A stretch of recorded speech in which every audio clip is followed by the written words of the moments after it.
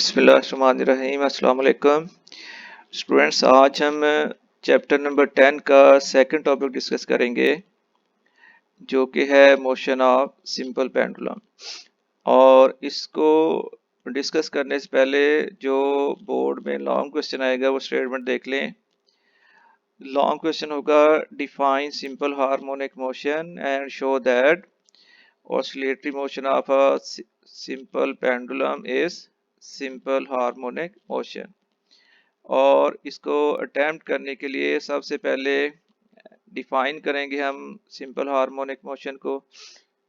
So oscillatory motion in which acceleration of a body is directly proportional to displacement of a body from its mean position and is directed toward the mean position is called simple harmonic motion. पहले topic में इसको define कर चुके हैं और अब ये verify करना है कि सिंपल पेंडुलम की जो ऑसिलेटरी मोशन है that is simple harmonic motion. तो देखिए सबसे पहले a simple pendulum consists of a small bob of mass m attached or suspended from a light inextensible string of length l fixed at upper end। Inextensible का मतलब होगा वो string जिसकी length fix रहती है, जिसकी ड्यूरिंग ऑसिलेशन उसकी length increase नहीं हो जाती, तो वो होगा inextensible string.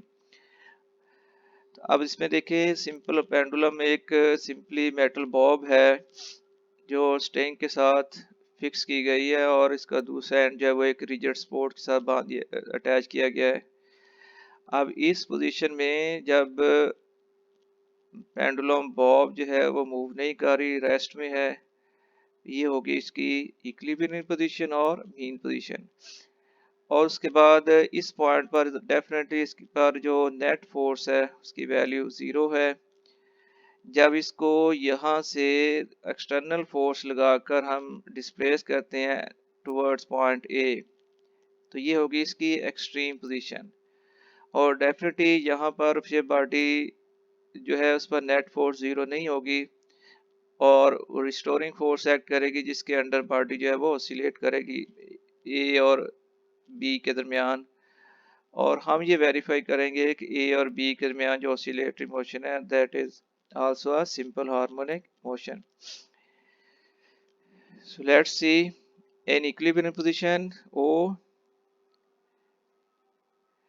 the net force on the bob is 0 and the bob is stationary when the pendulum is displaced through a small angle theta to extreme position A, net force is not 0।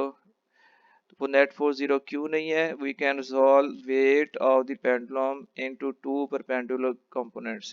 तो wait इसका था mg और इसके दो perpendicular components जिसमें हम इसको resolve कर लेते हैं वो है mg cos थीटा और सेकंड है mg sin थीटा। अब यहाँ पर फिगर में गौर से देखें, mg cos theta that is directed opposite to the tension T और इस वजह से टेंशन और mg cos थीटा ऑपोजिट होने की वजह से और मैग्नीट्यूड में इक्वल होने की वजह से ये दोनों कैंसिल हो जाएंगे, तो इस डायरेक्शन में नेट फोर्स 0 होगी। दूसरा कंपोनेंट देखिए जिसकी वैल्यू है mg sin थीटा और इसकी डायरेक्शन है टुवर्ड्स मीन पोजीशन और ये बनेगा इस मोशन के लिए रिस्टोरिंग फोर्स और इसी रिस्टोरिंग फोर्स के अंडर बॉडी ऑसिलेट होगी। So we can resolve the weight into two components. Number one mg cos theta, mg sin theta। सबसे पहले mg cos theta acts along the string and it cancel the tension in the string, hence there is no motion along this direction। अब second important जो component है वो है mg sin theta की, इसका क्या रोल है? तो mg sin theta the component of weight mg sin theta directed toward the mean position and acts as a restoring force। Due to this force bob starts moving toward the mean position O At O, the bob has got maximum velocity, and due to inertia, it does not stop at O. Rather, it continues to move toward the extreme position B.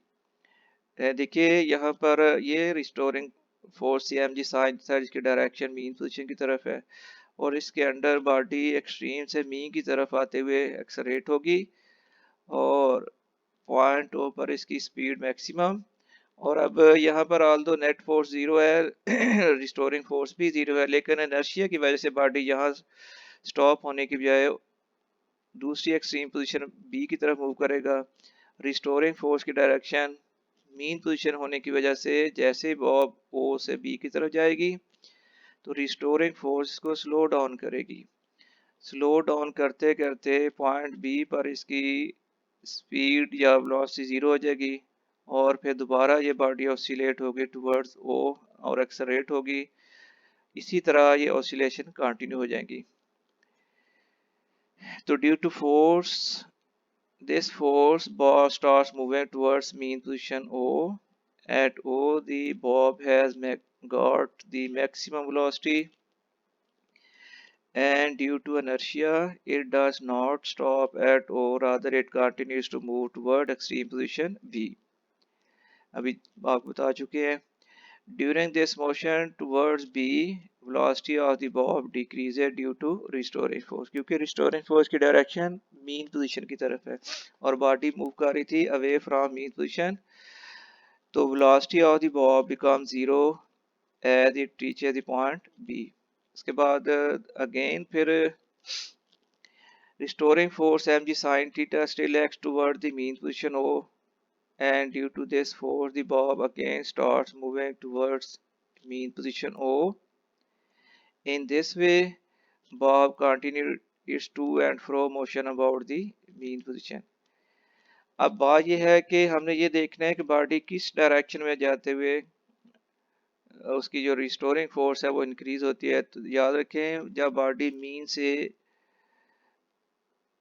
Extreme position की तरफ जा रही है तो restoring force increase होती है और इसकी डायरेक्शन होती है टुवर्ड्स मीन पोजीशन, इसलिए इसने जो एक्सेलेरेशन प्रोड्यूस करना है उसकी डायरेक्शन भी हो जाएगी towards mean position.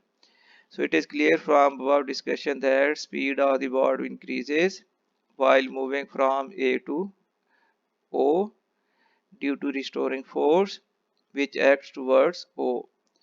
Therefore, acceleration of the bob is also directed towards O. Similarly, when bob moves from O to B, यानी मीन से अगेन एक्सट्रीम पोजीशन की तरफ, its speed decreases due to restoring force which again acts towards O. Therefore, acceleration of the bob again directed towards O। तो मतलब कि हर during motion इस Bob की जो डायरेक्शन ऑफ एक्सेलेरेशन है वो हमेशा होती है toward the mean position. It follows that acceleration of bob is always directed toward the mean position O. Hence, oscillatory motion of a simple pendulum is simple harmonic motion। और last में एक term define करनी होती है time period. तो it is the time required to complete one oscillation is called time period. और simple pendulum के लिए जिस पेंडुलम की लेंथ L है उसके लिए टाइम पीरियड की वैल्यू होगी 2 पाई स्क्वायर रूट L/G। तो that is the end of the topic. इसको पढ़ें और अगर कोई प्रॉब्लम आए दोबारा आप डिस्कस कर लें, इंशाल्लाह ताला आपको क्लियर की जाएगी बात। खुदा हाफिज।